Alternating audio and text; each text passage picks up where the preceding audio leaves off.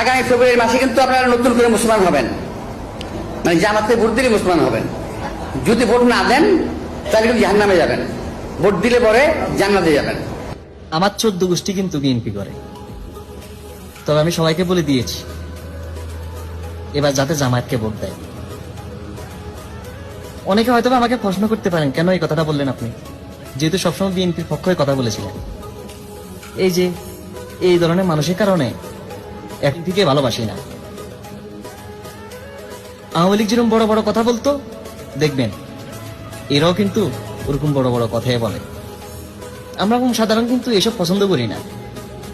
আপনারা যত বড় নেতাই হন, জামায়াত তো শুধুমাত্র একটা কথা বলে হয়তো বা সোশ্যাল মিডিয়াতে ভাইরাল হলো, আর আপনার তলে মানুষ এখন আওয়ামী লীগের জায়গায় বসে শেখ করে, লুটপাট করে, দুর্নীতি করে, ছাদাবাজি করে, ওইসব দেখেন না। না শুনেন, আপনাদের থেকে শতগুণে জামায়াত ভালো আছে।